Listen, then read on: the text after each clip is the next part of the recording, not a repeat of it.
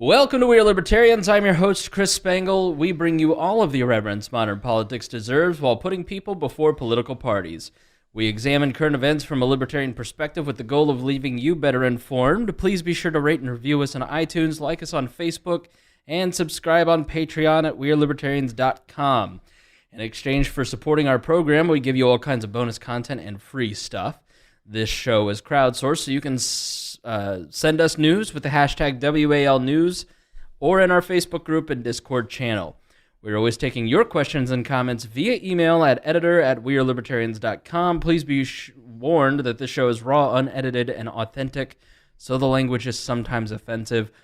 I am out of the studio tonight. I am at DK New Media talking with my friend Doug Cara, who I will introduce in just a moment.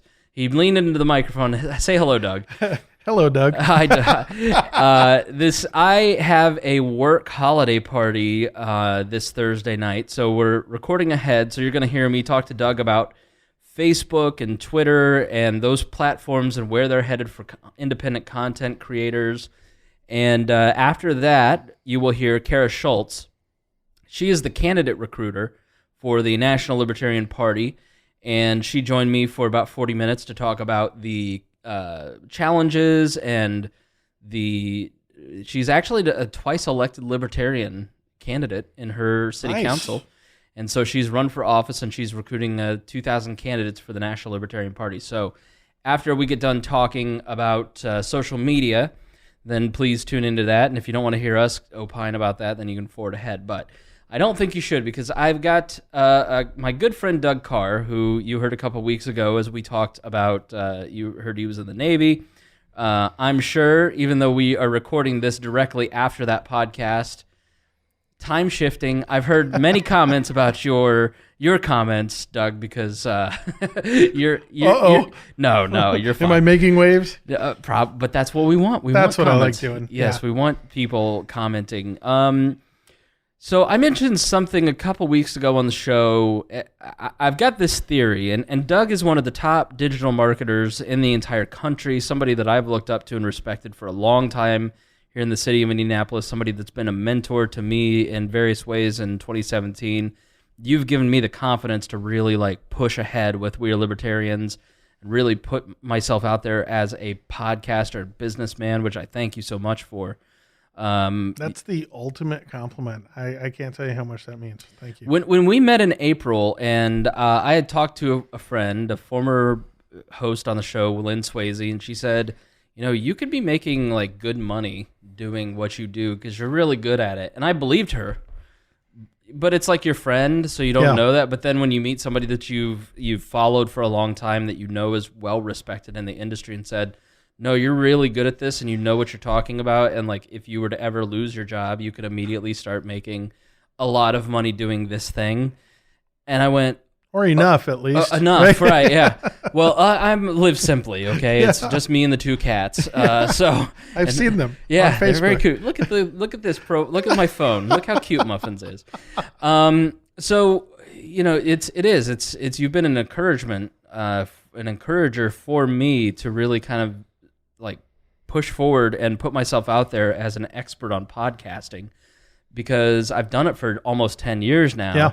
And I've built this thing that is reaching tens of thousands of people, bringing in, a nice little second income for me. It's mostly going right back into the business, but sure. When you need a tank of gas, it's nice to have that extra money there. So I can't thank you enough for that. And I just think that you're an important voice here in Indianapolis, and so I have this theory about social media. Yep. I hate it, and I think that we've kind of gotten to this point because I'm numbered 19 million on Facebook. I joined. There's 2 billion people on the platform. I'm number 19 million. As soon as it came to my college in 2004 or 5, I jumped on it. I got on Facebook. I've been an early adopter of every social media platform up until Peach. I didn't do Peach. Yeah. I have loved social media from the beginning. It is responsible for my career. For those of you who don't know, I started working at a small AM radio station in 2004.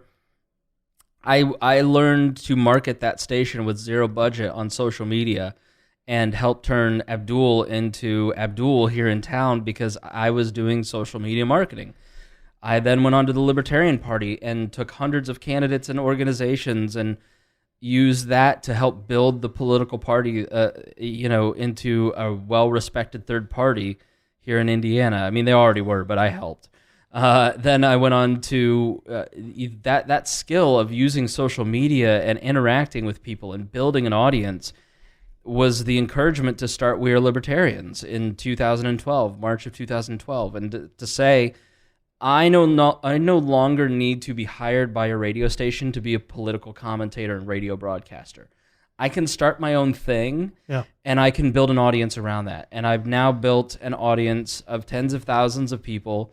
We have thousands of people listening a week. We have tens of thousands of people following online, listening to what the gang at We Are Libertarians, what I have to say.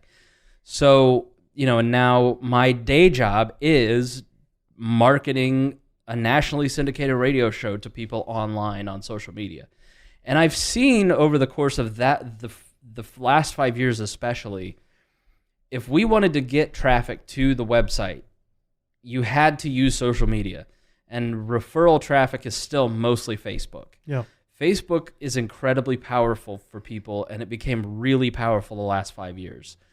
And that is where, and I've noticed over the last 5 years that marketing dollars are going from radio stations and TV ads and doing a bunch of things to put it on Facebook. In fact, I've been involved with basically a TV commercial shoot that was done very low budget but looks super professional, that is being targeted through Facebook to specific zip codes. Yeah. Like, it's an incredibly powerful marketing tool for small businesses, for independent publishers like myself.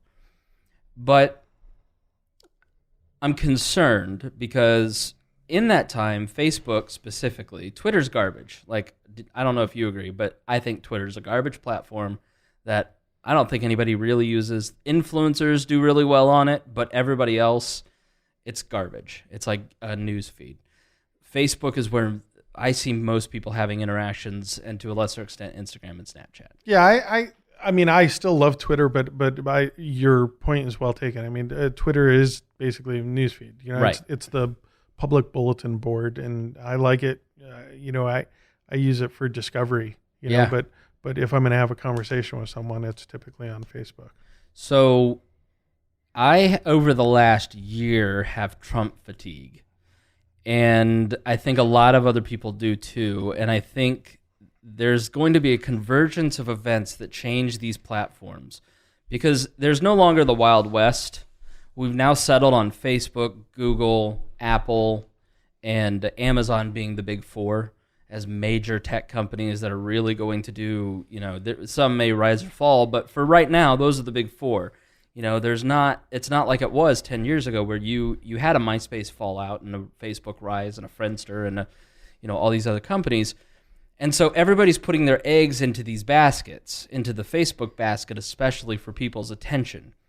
Facebook started testing something where they are taking pages and putting them on a separate tab, groups on a separate tab. So what you're going to get is a Facebook feed that resembles your Instagram feed, people that you love and respect. And I have a separate Facebook account that's very small with 120 people. Yeah. That's friends and family, the people that I talk to on a regular basis, and I want to see their stuff, right? And I love that feed much more than the one that's been around for 15 years that likes 10,000 pages, that has 8,000 connections. Like, that's like a fire hose of trash for the most part. And so I think Facebook is going to try, because they're being forced by Congress with the Russian stuff and just by users tuning out, to change the algorithm, to change the way that things are set up, to move independent creators off of the platform. They'll eventually sign partnerships with major publications like the Washington Post, the New York Times, like they did with their instant articles and Google did with AMP. And the little guy, like, I got in at the right time to start a news outlet, right? I got in at the right time. And anybody who wants to start a media company, you're kind of a little bit hosed at this point, because it's going to be hard to get organic growth like I got. Like I had organic growth at a time where you could get organic growth for free. Yeah, it's always nice to hit that upshot. Yeah, exactly right. But for people coming after, you're gonna have to pay for it. But then now, even if you pay for it, you're not gonna be in front of people. Exactly. You're gonna be in front of 5% instead of 2% of that feed. So, is my theory correct that moving forward, it's going to be hard for independent publishers? They're going to really start to squash independent publishers. For instance, we are Libertarians. If I upload a video, monetization is turned off automatically. If I want monetization turned on, I have to get 1,000 views on a video. We never get 1,000 views. Google and YouTube have already decided that everything that comes out of my mouth is not monetizable. And so it's not a platform where you can't have the next PewDiePie. You can't have the next Joe Rogan, because the platforms have already decided we're going to go with a liberal bent, and we need to patrol free speech, and the government is going to force us to do it if we don't start doing it. Which is, before I throw it to Doug to analyze my analysis, that is why it's really important for you to go to wearelibertarians.com and subscribe to our email list. I've never been a believer in email lists, but holy hell am I now. Yeah. So do you think that my theory of the days of organic growth and controlled thought on these platforms are upon us, or am I overreacting? Well, I'll start out with some bad news, and then we'll get to good news. You never built an audience on Facebook. You just built Facebook's audience and were able to reach them. And this has been the danger since day one. And honestly, from a business perspective, one that we always pushed our clients, that no matter how enticing it was to spend all your time on Facebook, keep bringing them back to your site. What you just said was the money shot. You said, come back and subscribe to, We Are Libertarians. And so whenever we're pushing our clients for any messaging, anything that we publish online, we're always pushing them, go back and subscribe, go back and subscribe, go back and subscribe. Because when we have direct contact with our audience through a subscription or a phone number, that's our audience. That's not Facebook's audience. Between now and then, you're just renting Facebook's audience. Right. That's what you're doing. And so people, for people out there, I screamed when it happened. I thought it was, I honestly think if when what happened? Well, what happened was when Facebook launched pages, they enticed every business first to get up a page and then to start building their audience and to start, building community around the audience. And we all spent a lot of money and time on that. Yeah. A lot of money and time. They penalized you if you didn't switch. Yeah. Well, I mean, so they took off. We started to get that exposure and we loved it and everything else. But then they turned us off, and they basically said, oh, well, if you want to reach your audience now you got to start paying us. I'm not sure anywhere else in commerce that, doing something like that, it would be like someone selling you a plot of land, down the street and then tearing up the street after they sold you the building. Yeah. It really is like you can now only reach realistically 5% of your likes. Yeah. And so that was the day that it hit me. I was like, never again, even with my own stuff. I'm all over Facebook and all over Twitter, but I am always pushing people back to my site. And caveat that I know they're a private company, they can do whatever they decide, but we can also decide to stop using the product if we feel they're being dishonest with us.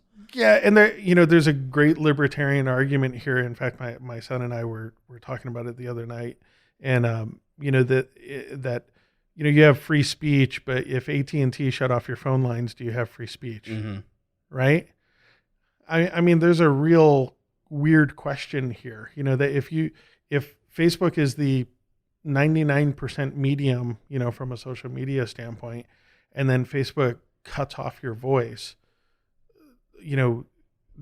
do you have free speech? Amazon Web Services powers 48% of the back end of the internet. Yeah. Google is showing you 2% of the internet, but that's 98% of where you're spending your time. I mean, these four companies really, I mean, at what point do you feel like they're at a public utility point yet? Public utility is a tough one, but I can say, like, I think it's Prager University right now that's suing YouTube, I think.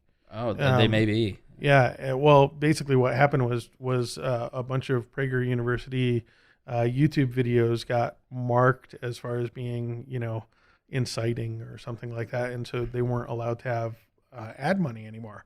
Well, ad money was a primary revenue, right, for them to continue making videos. I think Prager's actually got a pretty strong case. I'm not an attorney, but Prager basically showed them, okay, well, here's all the other videos that are monetized that oppose our, so equal and opposite. And Prager's point is that, look, there is truly only one video, hosting social media site. Yeah. I mean, Vimeo doesn't even come close, and Wix is a paid site and everything else. And when you have that, kind of monopoly, I think there is an argument there that constitutionally you can really silence people, and you're in a position of power. And so I think, the Spider-Man, with great power comes, Yeah, it's 21 videos for Prager University titled, "Are the Police Racist? Why Don't Feminists Fight for Muslim Women? Who is More Pro-Choice, Europe or America?" Google has since doubled down on its decision to make PragerU's videos inaccessible by many of its videos. And then they started the alerts thing, which, like, PewDiePie was all over at the beginning, where, the subscription tab doesn't really matter anymore. You have to now go and click alerts, and trying to drive an audience, a mass audience, to go and do something takes years and a ton of promotion. And the whole notion of algorithms, I mean, really is them controlling some of this stuff. Yeah, and that's the key issue. It's the equivalent of someone stopping you from talking. Right. That's. I mean, it's sure, there's the nuances there to argue about because they're a private company, but a private company can't, put their hand over your mouth and tell you to stop talking outside. And so I think there's a real argument to be had. At the same time, I'm a capitalist, and I look at these and I go, yes, keep doing it, keep doing it, keep doing it. Because I honestly feel, you said that, we're down to, these main ones, but, crap, I thought MySpace was going to be it. I thought, I thought Twitter was going to be it. I thought, and so I really do think there's evolving systems right now that are really taking off. We have, natural language processing is taking off where we might be able to speak and have something read back and everything else. I do think there's opportunities in innovation that something better will come along. Yeah. And Facebook is buying everybody right now that seems like a threat. Or fucking them over like they did Snapchat. Yeah, Snapchat wouldn't sell, so they just took their idea and put it on their 3 apps. Absolutely, and destroyed them. But to me, the political one is one that's really dangerous for them, and that's that they don't. I'm going to come off sound like such an asshole here, but they need to understand who has the money, right? And typically, very, very, very wealthy liberals, there's that echelon of, upper class liberals, but for the most part, the majority of liberals aren't, multi-billionaires, right. And when you get to the conservative side, you're getting to middle of America, big numbers, obviously half the country, but a lot of sway, from a money standpoint. And whenever you do that, whenever you piss off look at, Sean Hannity didn't even, it didn't even really happen. And, was it coffee makers? Keurig. So Keurig was a sponsor. And so Hannity had on more and basically it wasn't even a softball interview by Hannity standards. And then Here's it was Media Matters. It's Media Matters, and they have all these no-buy lists. Like what you have to understand is that if and we went through this. It like when Rush Limbaugh said the Sandra Fluke thing and called her a slut.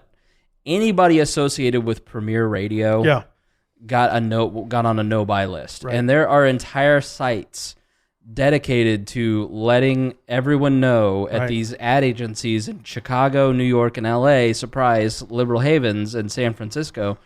Like the ad agencies in those towns go and check those websites and they go, okay, well, we're not buying this. We're not buying this. This is why you see Fox News with higher ratings, having shower catheters as opposed to Chrysler on MSNBC, because you have these no-buy lists. And so even a show that is innocuous, like a Ryan Seacrest, who's syndicated by Premiere, these ad agencies just started to refuse to buy Ryan Seacrest because he was syndicated by the same people as Rush Limbaugh. But see, I look at that as an awesome thing. Right, but only the left does it. And so when the right is now starting to put it together and get it together, because they're just there's the Daily Coast always kind of existed. There was always this trashy leftists, as Ben Shapiro calls them leftists. The Antifa are leftists, and the left are people like the New Republic, The Nation magazine, David Corn, whatever, Mother Jones. And so now you have the right, the Weekly Standards, the National Reviews, and then the trashy alt-right, where they're now organizing, and whatever they're for, we're against. And it's you see it with the Roy Moore stuff. Sure. And so in radio, you just had a crippling of all of these local stations where, like, Rush Limbaugh was taken off here from a 50,000 watt radio station and put onto an AM station, because they just couldn't sell to local advertisers anymore, because the databases that Media Matters keeps included local advertisers here in every one of his 600 affiliates. And so, it's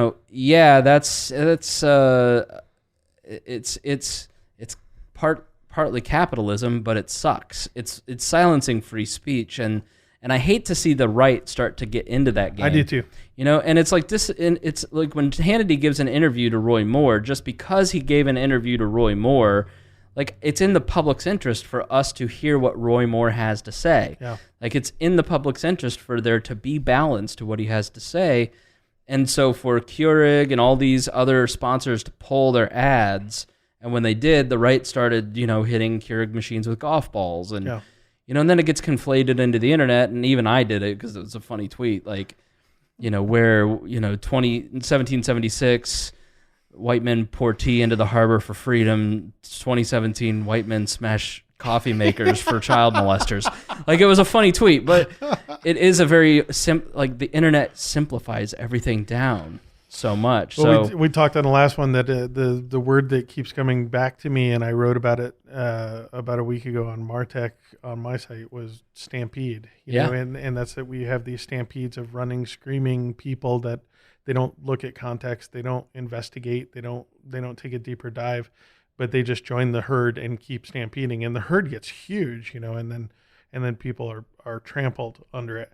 But my point with that, though, is that the plus side of it to me, and this is just me being honest, is that it always comes back to bite them in the ass, right? I mean, Kroger, why do I keep saying Kroger? Keurig. Keurig, the thing with Keurig that was interesting was they actually didn't even have a policy internal on what media to buy and not buy, and it was kind of a mistake. And so Sean Hannity, I think, gave away for like 500 machines on his show the other day or something.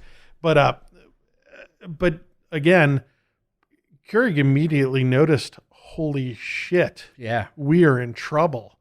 I mean, you think about, I don't know what Sean Hannity's reach is, but let's say it was a million people that got rid of their Keurigs. Hannity's radio reach is probably 2 to 4 million people. Yeah, but let's say 1% of that. Yeah, and you figure Keurig has every coffee pod you put in is licensed by Keurig, whether it's a third party or not. I mean, that's a shitload of money to just take an instant hit on. in one quarter. Yeah. And so, and you got to explain that to your stockholders. Pre-Christmas. Yes. Yeah. Yeah. And now I did notice, I forget the other coffee maker company, but they have been rolling out the ads. And I was like, good for them. Yeah. You know, hell yeah, take some market share on this. But to get back to my point, like I keep going. Like pain is when things change, you know? And so what Facebook has done to this point hasn't been that painful, but it's going to get there. You know, when people see that it's totally filtered, that they're being fed, you know, just whatever propaganda that Facebook's people approve, you know, and Google's doing the same thing.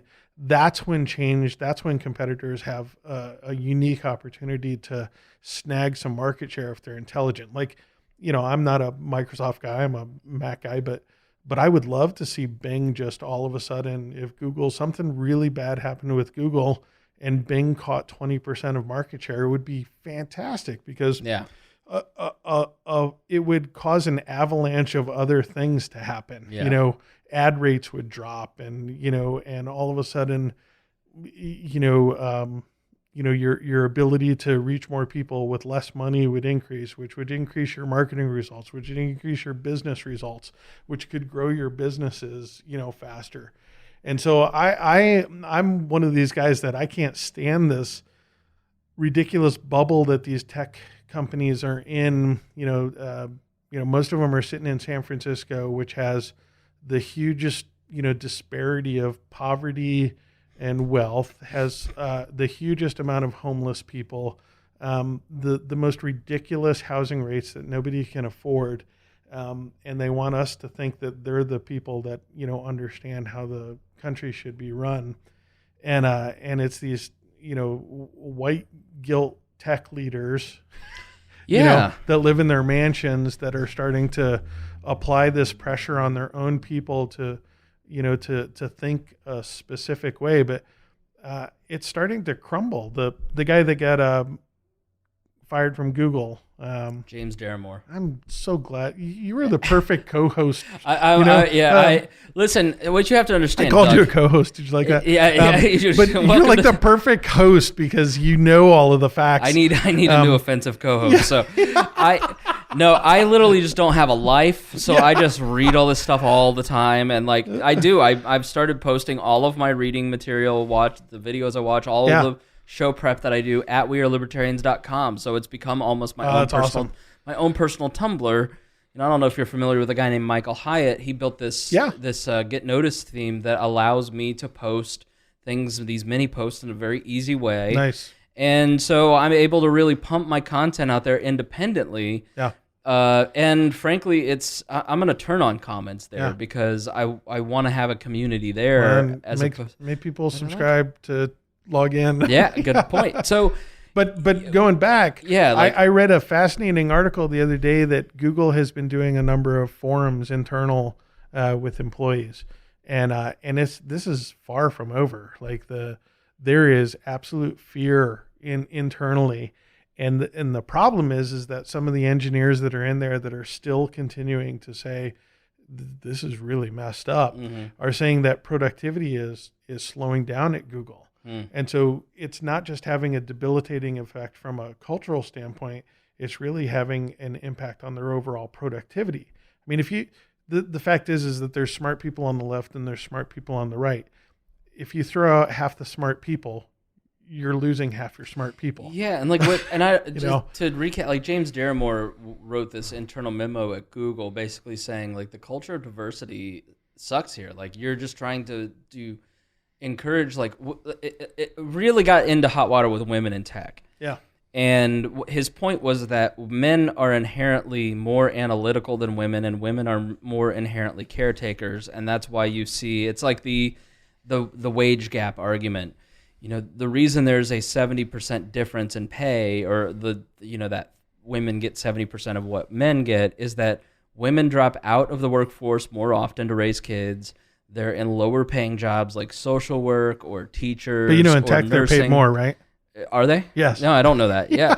Yeah, and so I mean, you slice the data the way that you want to feed your bias. Exactly right. And so it's not that I'm sure there are absolutely examples where women in the workplace are consistently talked over. Yeah. They're not listened to. Their ideas are not validated until a man says they're that Right. way. I mean, we both have worked in professional environments where we know that to be true. Absolutely. Like the sexual harassment, lynching stuff, like there really is a very like pendulum swinging back saying, you know what, it's like you're going to respect us or we're going to like it. What these guys are doing is wrong. Like Al Franken shouldn't be feeling up women. Yeah. Kevin Spacey's different. Like Harvey Weinstein's probably the best example. You should not use your power to lord over manipulate. and manipulate. Yeah. Like other people are not your property. Right. So I understand it, but what James Daremore said was basically like, we don't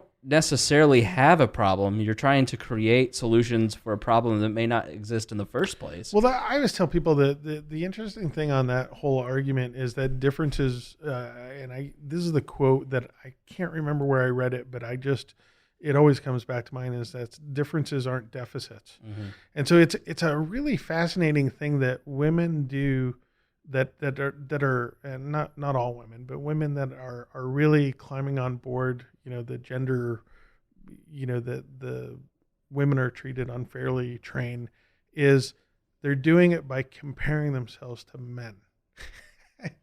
And I find that so ironic that, okay, you're saying that you're not successful by comparing yourself to a man. Like isn't that inherently a 360 argument that doesn't work? Yeah. Especially when women right now graduate college more often than men. They live longer.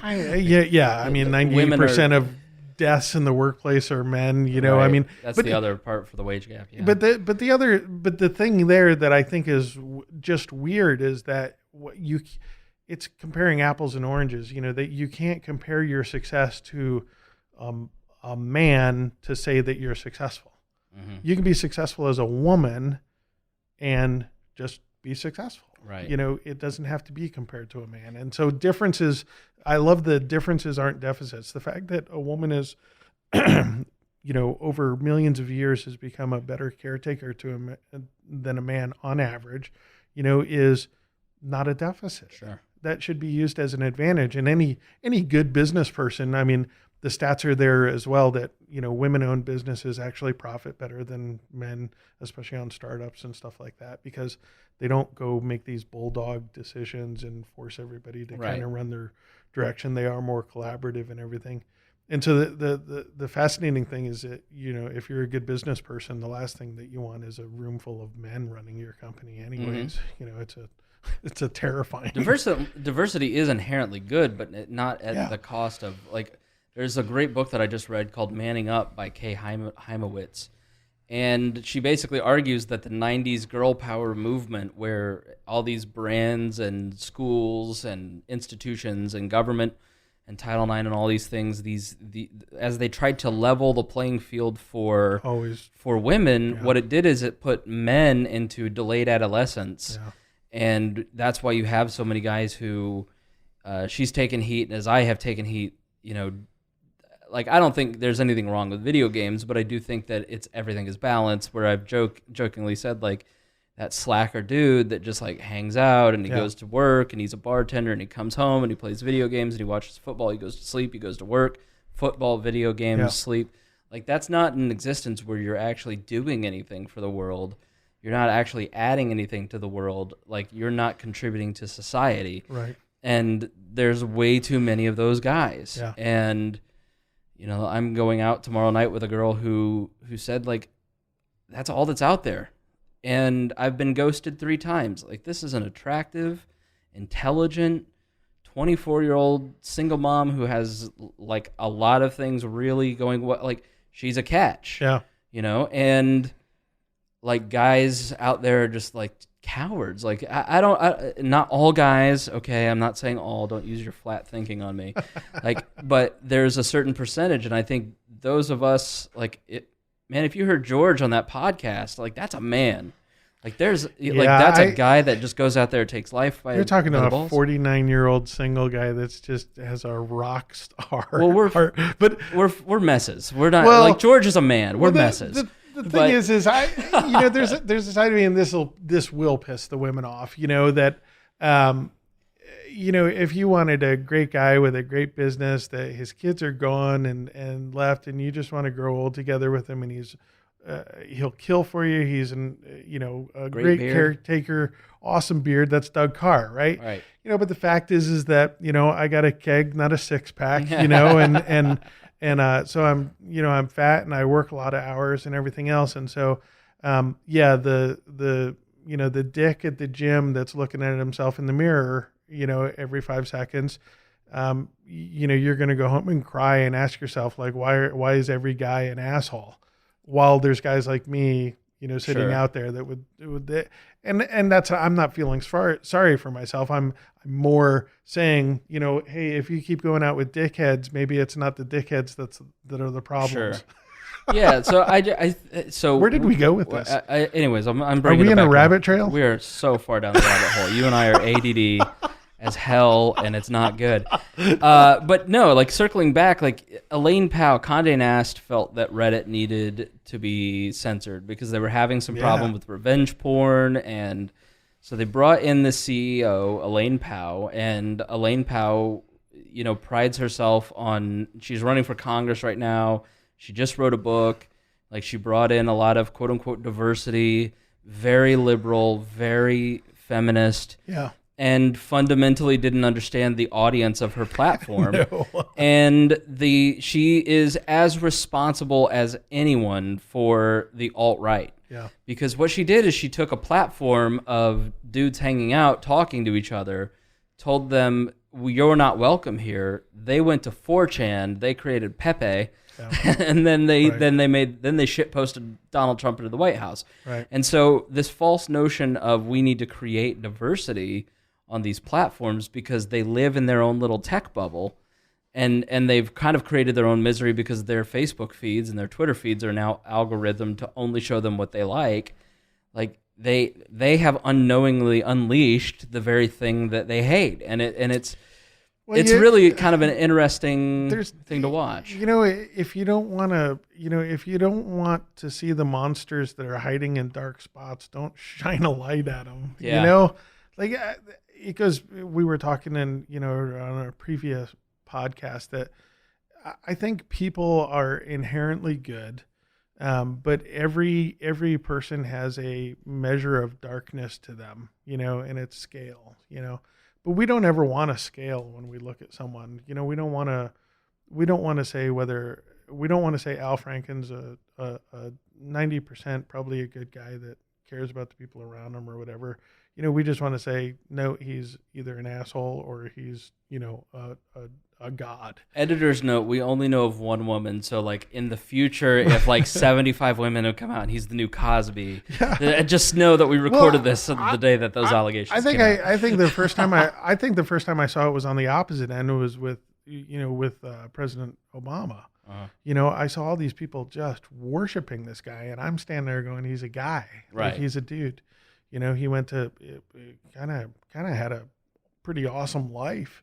Got to travel the world and went to Ivy Leagues, went to prep schools and Ivy League, and I'm like, damn, that nice thing.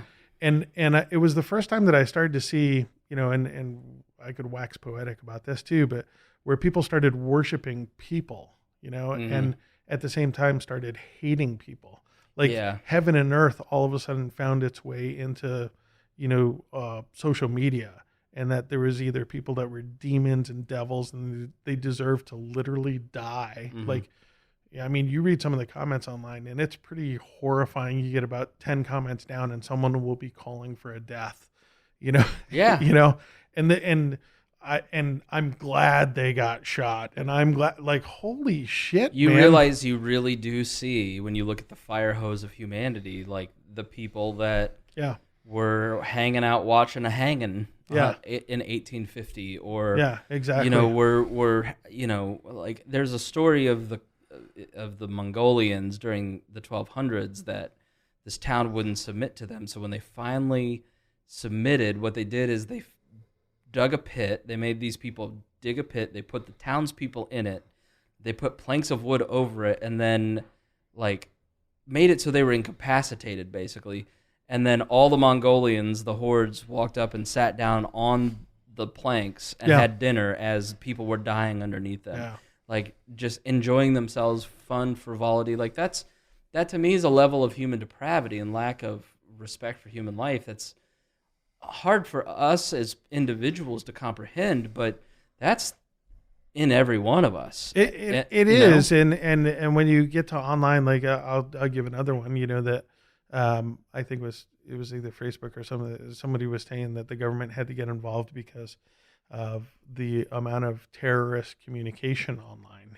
That basically that they were able to get these messages out, and if not through the web, that somehow terrorism would disappear, I guess. Right. But the thing that I look at it and I go, the Constitution was pretty clear about not inhibiting people and making it a lot tougher to find people guilty, than the opposite. And they knew the founding fathers even said, it's going to be at the expense of the death of people, that guilty people will go free and everything.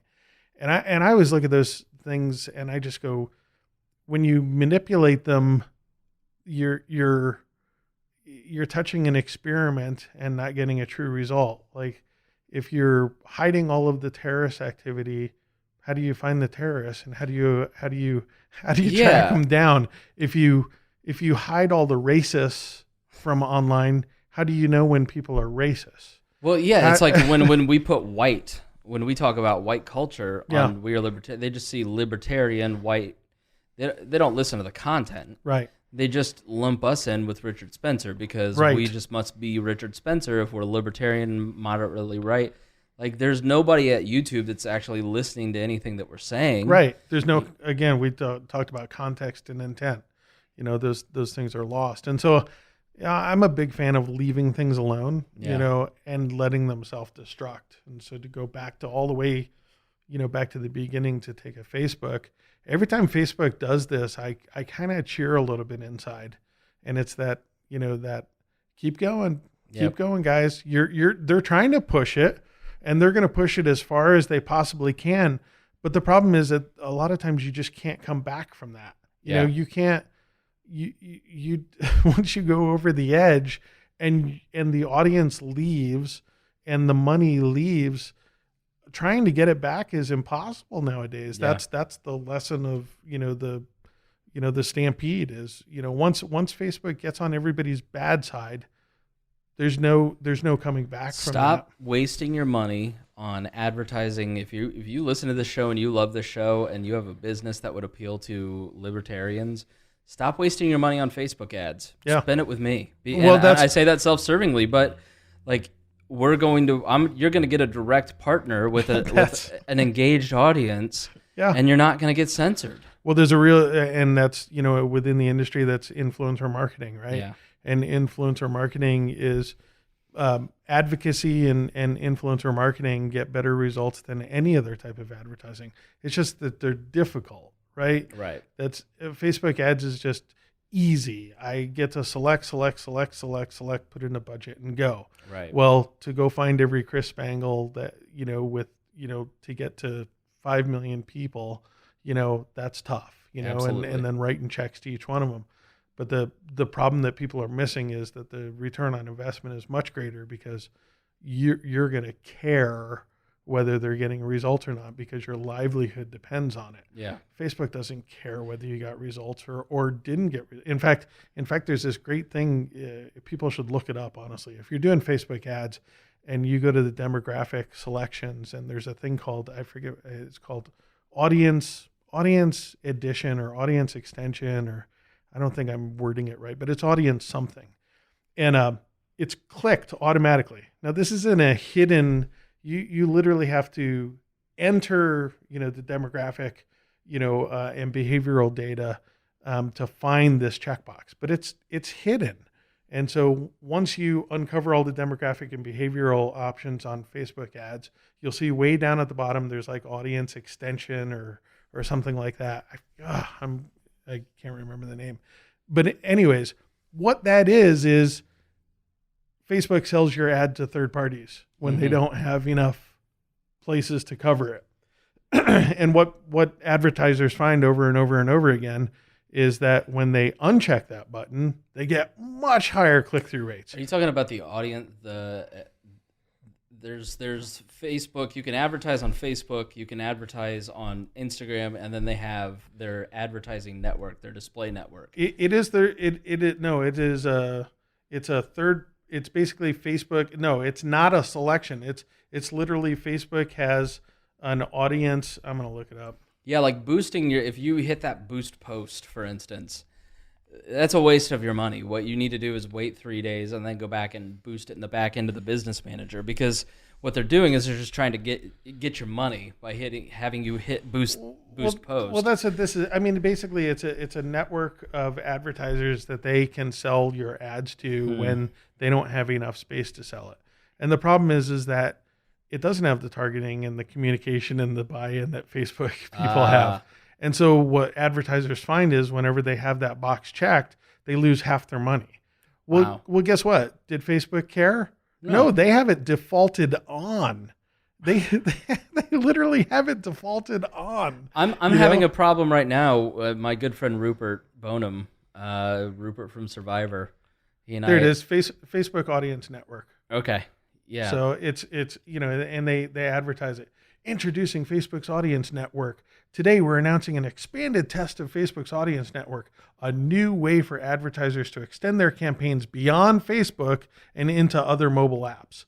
The power of Facebook ads off Facebook. Right. Yeah. Yeah. It's a guy like me wrote that copy. So Rupert got locked out of his Twitter, and actually, I'm pretty sure it was somebody who was associated with the show that did it with malintent. And so Rupert can't get into his Twitter account, and it's essential to help promote his charity. Yeah. But we've spent 3 days trying to find somebody at Twitter to get a hold of. There's no way. You don't know how to get a hold of anybody. It's so. Do you think that the future of advertising really is that small mom and pop? We're gonna, in so many ways, the media, the advertiser, the marketing dollars, the news gathering, it's all heading back towards that more mom and pop. I do. I mean, what we work with a lot with our clients is still on organic. That when we develop, really premium content for people, including like podcasts, we tend to get highly relevant, engaged people with intent. The fact is that I don't care what, if you're selling cars in town, people aren't going to Facebook to buy a car. Right. They're just not. But they're going to Google, to search to buy a car. And so Facebook is often, we promote content on Facebook to drive people back to the site where then we can convert them, right, into a subscriber or to make a purchase.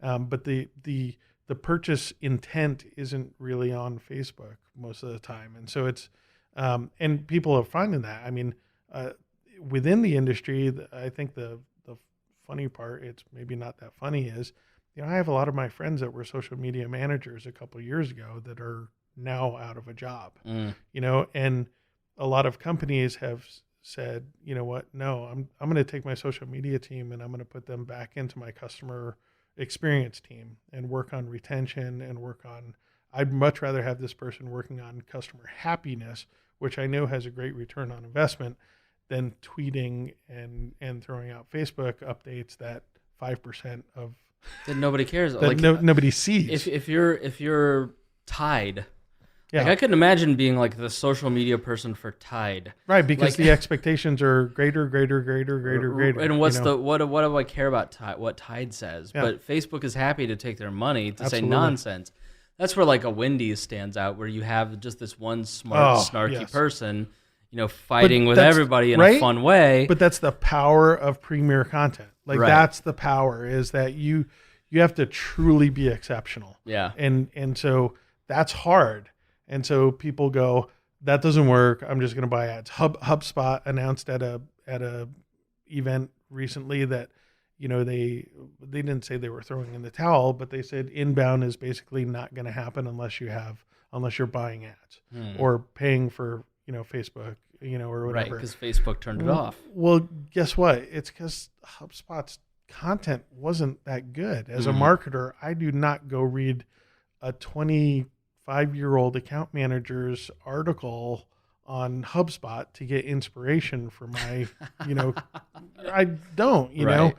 And I look, HubSpot's a good company and they're making a lot of changes and everything else. But the fact is that they were the Walmart of content. Right. They were just pumping out so much crap. And you go to an article there right now, and I guarantee it's really lightweight. And there's whereas you go to, some experts article, go to a Mark Schaefer or Dennis Yu is a good guy for Facebook.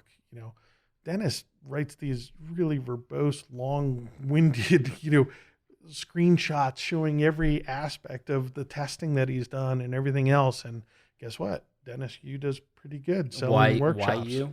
Yeah. Okay. Yeah. And so that's the thing is we went through this phase of, well, everybody's got to do content. So 3 blog posts a week and it was all crap. It's like radio, right? Mm-hmm. Who won on radio? The people with the best content won. Right. Like the idea of PR Newswire is a great idea. Yeah. Put your press release out there, but now it's just an SEO farm. I mean, it's not even that. Yeah. So how does a Dennis Yu or how does a Dennis Yu get discovered? How does a Chris Spangle or a Doug Carr or the next political commentator or industry expert get discovered in a post-social media world? Well, I mean, I'll give a great book for that is Mark Schaefer wrote Known, KNOWN, and he basically has kind of a play-by-play of, how do you get there? The thing is it doesn't, I don't know that I got, I was early on board definitely, and so I got a good Twitter following and a good Facebook following. But I really think that my following ramped up mostly from writing great articles. And then I got known locally before I got known nationally. I went and spoke at events. Like I was arguing with a guy, a young guy, that says that he doesn't get invited to speak anywhere, and I was like, invited? Like, holy crap. I was like, I could look up 20 events in town in the next week and they would be begging for anybody to show up and speak to them, like you can, and I'm serious, like, any club, I spoke at the National Speakers Association. I'm not part of the National Speakers Association. They're just that desperate. That's what he's saying. Yeah. But people really want a different, and I kept doing that and doing that and doing that until I got good. Right.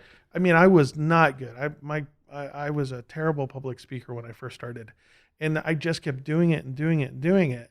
And I guess I just was pigheaded by that age where I wasn't going to let anybody tell me I couldn't, and I just kept going and going and going. And you have to differentiate yourself. And I mean, your history is so unique that I don't think there's a twin to Chris Spangle, in this universe. And so, and that's always the tough one is what's unique about, what is unique about you that other people don't have. You talked about the audience you built, but you went beyond that. Audiences aren't that hard to build. That's just people listening and, stuff like that. But the hardest part is building a community of people that actually interact with you. I'd say that I have a huge audience. I don't know that let's say it's equal to yours, but my community is terrible. I do not have interaction with the people that I've attracted at all. And so I'm in awe of your talent there, that you really get people engaged and talking with each other and going to, events and everything else. I just don't have that. And so I'm a student, when it comes to that. But none of this has ever stopped me. Yeah. I think people tend to want to ask permission or to get recognized, and they shouldn't wait. I tell people, just plant your flag. I got in an argument a long time ago with people that it was over the term expert. And it was when Malcolm Gladwell came came out with this book and said an expert has spent 10,000 hours. And I was like, that's such horse shit, you know? And everybody was like, well, anybody that calls himself an expert is an idiot. And I said, you know what? Are you looking for an expert? Can I help you? If I can help you, yeah, I'm an expert. Yeah. Like, that's the thing, right? Yeah, you taught me that. Like what? Can you get paid to teach people how to podcast? Yeah. Yeah. Then you're an expert in Yeah. podcasting. Like, I was like, what? I am? Yeah. You're Yeah. like, hey, dumbass. But people naturally want to be recognized Right. before they go plant the flag, and maybe you die and you just get slaughtered out there. But the fact is that it's the people that are audacious enough to put themselves in front of the crowd and to go say they can do something are the ones that, you know, that get the opportunity. And what was it, Scott McCorkle at Exact Target, when you know, this is right about when I left Exact Target, but he was telling me they had 5 RFPs in with these massive companies, Bank of America and some other ones, and they said that basically if they had gotten, I think, 2 or 3, it would have been so painful for the company. Like, it would have put them on their knees as far as what they had to deliver when they had to deliver it. They won all 5. Wow. Oh, and yeah, Exact Target was an email service that's now owned by Salesforce, which now owns the biggest building in the city. Yeah. And Scott McCorkle's point was they didn't know if they could do any of them. They didn't. And he goes, you have to be willing. He said this at an event. He said, you have to be willing to get your nose bloody. Yeah. Like, you have to be willing to fail to see what you're truly worth. And it's so true. Like, the Ray Kroc story, Founder, was a great movie. Love that movie. Oh, it's you partly hate him, but you also love him at the same time. Yeah, like, exactly. And I think part of what has, like, I don't have a college degree. I dropped out of college. Yeah, I was I a did history too. major. Yeah, I mean, but I think part of, you know, and then I've had this great, like, I've had every dream job I've ever wanted to have, and I'm 34 years old, and it's just because I never stopped grinding. Like, it literally is that insecurity of not having a college degree, and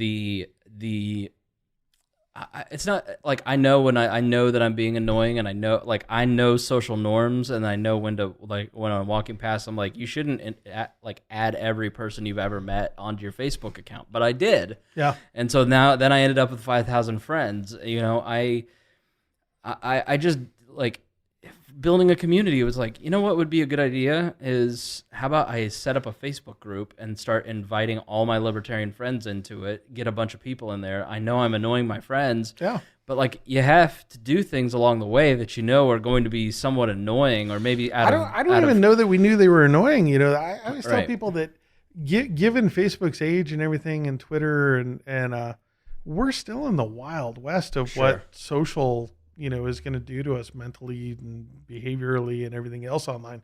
When people say, I hate it when people are like, there's a guy, I swear to God, he retweets, I think it's almost every day. And it's a tweet that I did like 7 years ago, you know, and it was like, no rules, try things, you know, something like that. And he literally, like, to this day, I go and see who mentioned me, and there it is again, you know? But the thing was like, who makes these rules? I think it's a lot of people that don't want you to succeed, That's exactly right. put these fake constraints out there that, well, I saw that you wanted to do this. I tell my clients all the time, let's try it. Let's try it. And then we'll find out whether it worked or didn't work. Yeah. Like, for me, starting the podcast was, who am I to be a political expert? Well, you've been in politics for 10 years, and you've worked in the Republicans and the Libertarians, and at the Libertarians at the high level, you've worked with hundreds of people. Like, who says you're not an expert? Who says you're not a political commentator? But your vote is worth the same as anybody else's. So it's exactly, so who the hell is the right to say, well, I'm going to pay attention to that guy? You know, let's pay attention to the pollsters and the analysts that, you know, that said that Hillary was going to win. You know? And it's the audacity of like, all right, well, I have experience, and that experience, I think I have a unique point of view, and I want to tell. And then there's the audacity of like just having your friends on. Yeah. Like who says, and you just try stuff, and then you figure out like, wow, Greg Lenz is like a brilliant political thinker. Yeah. Like you have a brilliant point of view that is totally unique in somebody like James Neese. Yeah. You have a crazy person like Maya Axton that nobody ever listens to, and you see the world in completely different ways as a result of those conversations. Like, I think if you're out there listening, you just got to try stuff. Like the insecurity, I still feel it to this day. It doesn't matter how many listeners we have. It doesn't matter if, like let's say 20 years down the road, I'm hosting a show on CNN. Like I will still feel like an imposter. I will still feel like somebody at some point is going to figure out that like I am not an expert. I don't know what I'm doing. I'm just a phony. Like I think everybody goes through that. Everybody. You just got to do it, man. You just got to like if you're not even political commentating or podcasting or whatever I'm been into, like starting a garage door repair business or becoming the best locksmith in the world. Like for me, my mentality completely shifted last December when I watched this documentary called Jiro Loves Sushi. I saw that. Jiro. Yeah. And I was sitting on my fat ass and had pizza like 4 days in a row from Jack's, which is great. Not like the crappy Jack's, but like a local pizza chain, Jack's Pizza down by us. I've not had it. Oh, dude. Yeah. They put the toppings under the cheese. And they pile on so many toppings. So good. But I was just laying there like a beached whale in front of my fire watching Hitler documentaries. And I just felt like garbage, and I'd fallen off my health path, and I wasn't achieving what I had a bad review this at work. sounds like me every Saturday. Yeah, exactly. Still, I have to have a pep talk on Sunday nights. Trust me, Doug. And I watched this Jiro Loves Sushi documentary, and it's about this old guy in Japan who makes the world's best sushi, and he's obsessed with it. And he's obsessed with making the world's best sushi, and he is never done achieving the world's perfect sushi. And then I watched this documentary about a guy named C.T. Fletcher, which it's called My Magnificent Obsession. Yes. C.T. Fletcher is the alpha male inside every man's head. Yes. He's amazing. And he's like, you know what? If I die, he's like, I have a heart condition, and if I die in the gym doing bicep curls, and I've died doing my obsession, my life is complete. Yeah. And like watching those two back to back, it made me go, what am I passionate about? What do I care about? What do I want to wake up and do every day? And what do I want to put into the world? And like right now, what I'm putting into the world is me sitting here doing nothing, me half-assed doing a podcast, half-assed doing a job, half-assed doing personal relationships, half-assed being a member of a family. Like you just want to be a bum your whole life. And I'm not by any stretch of the imagination. I think other people look at me and go, you're not a bum, but I'm. There's times I'm a bum, and I just like that documentary just inspired me, and so like the only thing I would say to double down. Maybe the only thing that I would say to that is that you are poking around and trying a lot of things. Like I think that the people that frustrate me the most are the ones that they don't want to fail. And so they plan for the rest of their lives. Yes. And the thing is you don't. It's stupid. I freaking love The Rock. I mean, the guy's hilarious. But he did a video from he was standing on a patio in Vancouver, British Columbia, and he was saying that he played down there for the BC Lions. He played for like Saskatchewan or something. But he was at BC Lions place. He played one game in the CFL, and he was cut. Mm-hmm. And his dream for the NFL that he worked for his entire life had just gone out the window, which opened up his opportunity to go wrestle, which is what his dad did, and now became a movie star and everything else. Yeah. And so he said something like sometimes your biggest failure is the very thing you need to succeed, or something like that. And I love that because that's the way I look at it is that's why I tell people try. Yeah. Who am I to say no? People come to me and they say, do you think I should do this? And I'm like, try. Right. Like, just go. Like it's funny. I used to tell, Jen, who was who started her own agency. So I'm forever proud. I don't know whether it was out of, my abuse or out of my, sexual or physical or no sexual, but I used to tell Jen all the time to, really be careful of the stories that in your head. Like we would get on a phone call with a client, and I'd say, we have to up our rates with them. And she'd be like, oh, I don't think they're going to pay that.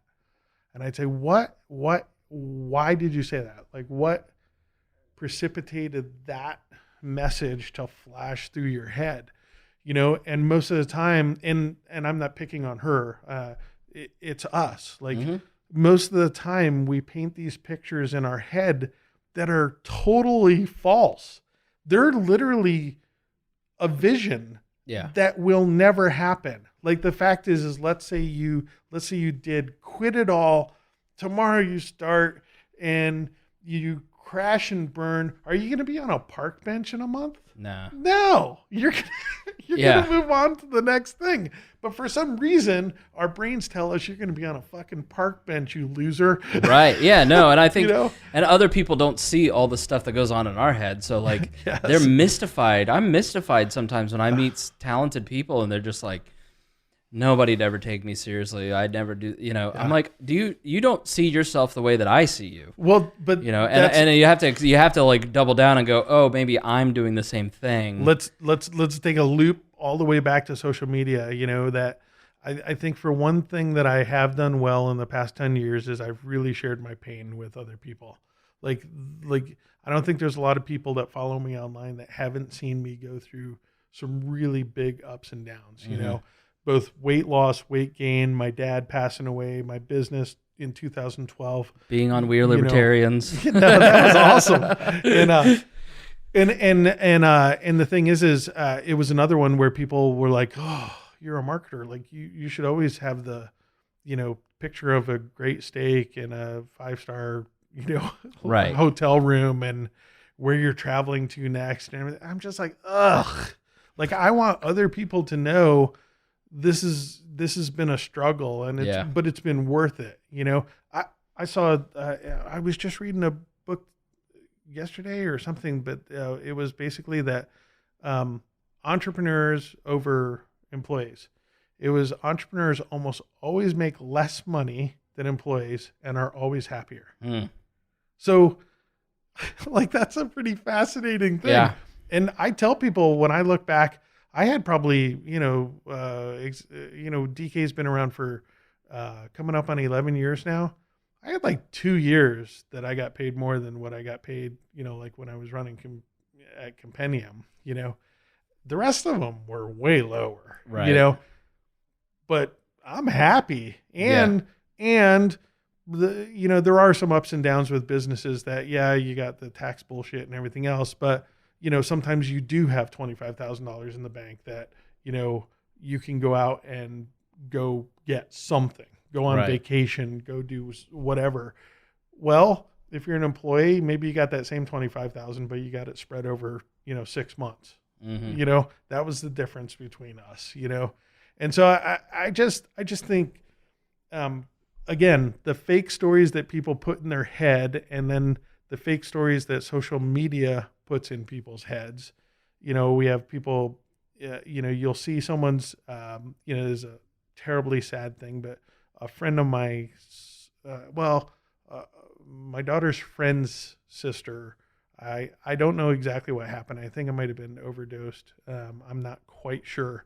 But I read her, I'm reading her threads in Facebook, like morbid thing to do, but I was like, do I remember her? Was she over at the house, everything else? And I'm reading her threads and it's happy, happy, happy, happy, happy, happy. This person was not a happy person. Yeah. Right. But social media became this place of contests where they had to pretend that they were better than they really were. And there's some real danger in that, I think, that to go back to our original conversation is social media is a very, very, it's how we want people to perceive us, not the, you never saw the deep, dark things that I yelled at my daughter, in our arguments on Facebook. Full Alec Baldwin. Yeah, exactly. And so it feeds that same weird thing in our head that tells us we're not worthy or we're not this or we're not that. When you're sitting there on Facebook and you're just seeing everybody around you is doing so much better than you are. Yeah. Well, they're pretending too. And they're pretending. It's all fake, That's I final question for you, and then we'll start wrapping up. But do you see? And I've noticed a huge change in my brain since I got a smartphone in 2010. And this past Sunday, I put my phone in the bathroom. Yeah. Because I said, all right, reasonably, I'll be in the bathroom every 2 to 4 hours, 2 to 6 hours. Let me go in there and I'll check it there. I read like half or almost an entire book. Yeah. I read over 100 pages. Yep. And it was nice and this entire week I've just not been checking social media, having conversations with my phone, like making an active effort to put it down, and it's nice. And the people that I talk to that cut out social media feel better about their life. Like, do you see in the future, in the short-term future, I do, but I'd be interested to hear what you think. Do you see an exodus from smartphones and from social media and from just being hyper-connected? Like, is that honeymoon kind of over with the technology? I think it's going to be a lot like vacations were with work. At one time in the United States, people didn't go on vacation, right? They just took some time off to be with their family, replant the garden, and they were back to work on Monday. They worked in the city and they were in a tenant house with 3 other families, and then they got a train so they could go to the weekend once a year to see their family for Christmas. Yeah, and so I think that's what I see it, kind of becoming is that I think more and more people. I'm still the guy that as soon as I wake up in the morning, I turn off my alarms and I check Facebook and I check Twitter stories to see what Trump said, so I can laugh at it. Right. I don't know why he called me short. Yeah, I'd never call him. I'm that guy, but then I immediately go start reading. I read every morning, and I take the dog out, to do his business. And what's funny is everybody always says to me, man, you are online like 24/7. And it is so not true. Yeah. It's that I have 6 podcasts and I have, a couple publications that I'm writing for.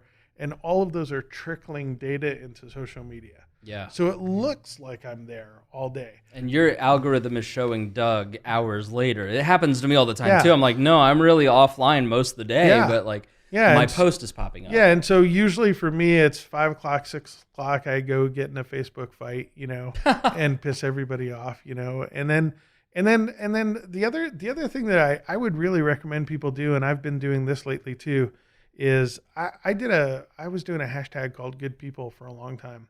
And I don't know if it's still showing up or not, but I was forcing myself. I was actually seeing a hypnotist who was helping me helping me relax and helping me with weight loss. He really helped me too. I lost like 60 pounds with him, and then I stopped, of course, and gained it back. But one of the things that he had me do was every single night when I went home, he had me do a gratitude, and it was basically, at the end of the day, I had to think about 3 people, past, present, it didn't matter, stranger, whatever, that I was appreciative for and why. And it's amazing how that twists your brain. Yeah. Like you go from, just got home, there's no food in the house, or, with you, it's the cat's meowing, or, right. Whatever. What the hell's on Netflix? I've watched everything, why aren't there new Hitler documentaries? Instead I was sitting there going, well, I haven't thought about that teacher in like 20 years. She was amazing. I'm really thankful for, and all of a sudden I got a little bit more pep in my step, as I was walking around and stuff. And so one of the things that I've been doing even on Facebook is A lot of people, it's really funny. You know how many people have unfollowed you by how many people that haven't seen you talking positively on Facebook? Oh, no, yeah. But people are like, oh yeah, he's in political fights all day.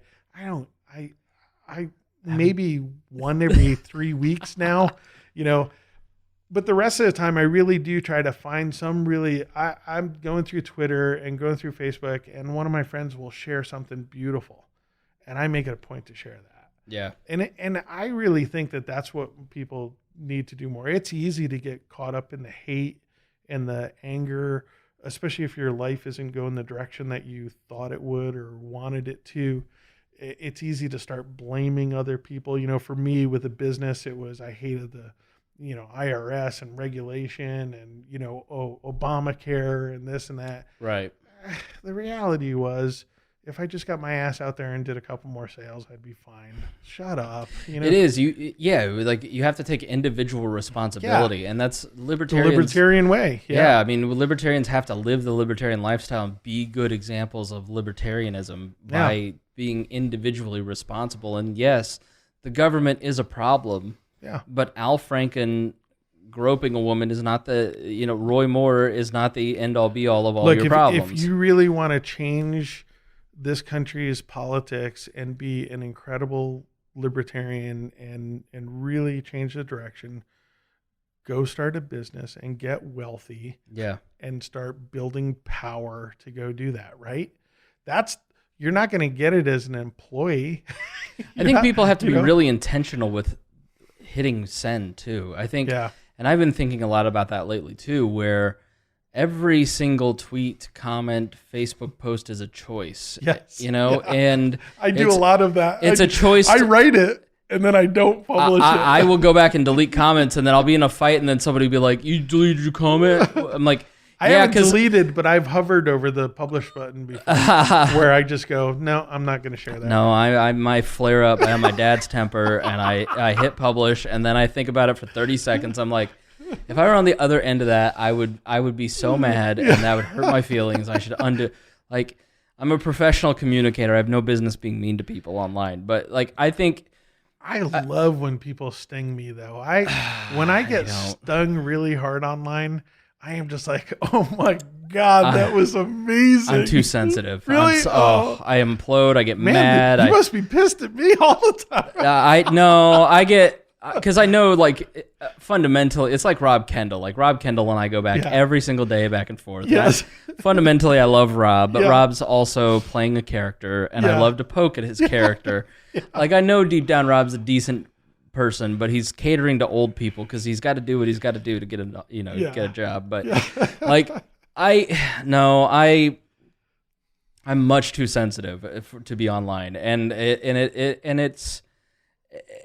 And I just, I've had to start, I will go back and delete a comment because I'm like, that was unnecessary. Yeah. And part of my makeup is that the way that when I'm not feeling great about myself or I'm feeling personal pain and stress, one of the best stress relievers is just to be an asshole and be mean to somebody. And it's a Spangle family trait. Let me tell you. We go back and I'll show you some of my relatives from Southern Indiana. I think America's, on par. Yeah, and I think that being mean to a stranger on the internet feels so good sometimes, and it just gets it exercises that demon. And I think it's a choice that I've got to look and go, you know what? Am I doing this because I feel shitty and I want to make somebody else feel shitty? And if I can make them feel shitty and make them feel lower than me, I'm ranking myself up. But at what cost? I'm sacrificing my reputation. I'm sacrificing my mood for an hour or two. I'm sacrificing their mood for an hour to a day or two. I'm sacrificing a potential friendship.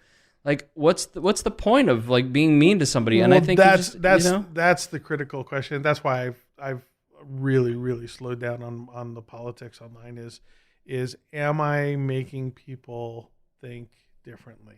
Yeah. And if I write it out and I'm about to publish it and I sit there and I ask that question, after I publish this, will anybody think differently? Yeah. 90% of the time it's no. Yeah. 10% of the time it's I shared a story the other day. I didn't realize that the Congress had a shush fund for sexual harassment. Yeah. Like $15 million. $15 million. So keep people, yeah. So I put out, I said, if you think government is serious about sexual harassment, read this. And the people that responded were both sides of the aisle, everything, and nobody said anything shitty. Everybody was just kind of shocked because they had never read that before. And so that's like one that I said, okay, I'm going to be snarky, but people should really know that this exists. And a lot of people in my feed had no clue, and so that changed people's, perspectives a little bit. But most of the time I look at it and I go, I have a couple of trolls. I have Joe Shoemaker, he's like wicked troll on me. Mm-hmm. And he can be just mean. I got those people too, like John Ulrich. Like, I know fundamentally John's a good guy, but every time I see John pop up in my notifications, like, is this going to be the time I block this asshole? Like, I've met him and we get along in person, but like Dorn Brenton. Yeah, Joe's like a really nice guy. He's a good realtor, everything else, but he will go from 0 to 100% slicing my throat with a comment in no time. And so now I have fun the opposite way. Like, I disarm, he throws that out and I instantly throw a disarm out. Like, Joe, come on. Like, Rob Kendall and I do that. And like, we didn't talk for like a period of 3 or 4 months because he just pissed me off too bad one day. And like, and I had to go, like, Rob's not really being, that's like, it. It's in because it was a rough period of my life. But yeah, like, if it happens during campaigns too. Yeah. Like, I always feel so bad when I hear people say like, yeah, my aunt and I aren't speaking anymore, or because it's not like, it is serious. Like, libertarians really do have a lot of morning time during campaigns. We have a lot of like, we lose a lot, but like, sorry, I didn't mean to sting you. All right, final thoughts. I gotta get out of here. I gotta go. Yeah. No, it is. It's just sad. Like, you don't have to take it all so seriously. It is. It's serious business, but you don't have to take it so seriously. I always tell people what's in your life that you can change, right? And it's, Trump, Obama, whoever is in Washington isn't really impacting my life that much. Yeah, it's just not. That's the thing is, do I want government to retreat, and do I want more of a libertarian approach and constitutional approach? Absolutely. Because I do think about my kids and their grandkids and everything else. But today I can choose to be happy. I can choose to ignore people online that are shitty. I can go read a nice book or watch a positive story. Right. I can sit out in my backyard and think about 3 people I really appreciated. And I can go to bed in a happy mood. Yeah, I think it's because I can choose. That's my choice. But I think it's also because your identity isn't wrapped up into your politics, and I think and I certainly have had this. Like, when I left the Libertarian Party of Indiana, I had spent 4 years being the libertarian in the state. Like, my whole identity was Libertarian Party of Indiana. Like, that can burn you out. My job, my politics, my marriage was on the rocks. So like, I wasn't happy about, I didn't have a good family life. Like, my identity was libertarian. Yeah. And so when people attacked the Libertarian Party of Indiana, it was very personal. Yeah. And now when people attack libertarianism or the Libertarian Party or the Republican politicians like Rand Paul that I like, I just don't take it as seriously because, my identity has expanded. I'm a Christian. I'm a libertarian. I'm an uncle. I'm a son. I'm an employee at a place that I love to work. Like, I'm a friend to all these different people. It's like you can have friends and family and people move in and out of your life, and your life isn't destroyed. Like, I can go through a breakup now, and it's because my identity isn't. My worth and identity isn't all wrapped up in that thing. And I think there's too many people online talking politics where their identity is too closely identified with, like, where they feel like it's a personal attack. Like, if I don't like Donald Trump, it doesn't mean that I don't like you. Well, with me, it's really funny because, I would have much rather had an incredible candidate to vote for in the last election, but I always joke with people, like, the funny thing is people on the left always instantly, say, well, you Republicans. And I'm like, yeah, I'm not a Republican. So I agree with you, and the people on the right are always like, you liberal bastard, and I'm like, yeah, well, I'm not, but okay. Yeah. And so I'm always like, we paint this picture in our head of that is the demon child spawned from hell that I have to lash out at. And it's my job to slay the dragon. No, it's not. Chill out. Let him go. All right. Final thoughts. Final thoughts for all of this conversation, and then also how can people get in touch with you? Well, I mean, the big thing is I do think look out for something to happen down the the Facebook monopoly kind of line. YouTube, Facebook, Reddit, whatever. They're playing a really, really dangerous game right now. Right. And when the audience leaves, that's when the money leaves. Right. And that's when these things collapse overnight. And I just wouldn't be surprised. It might not be for a year. It might not be for 5 years. But these guys are getting such huge monolithic companies that are single-minded that it's destined for failure. Yeah. It's destined.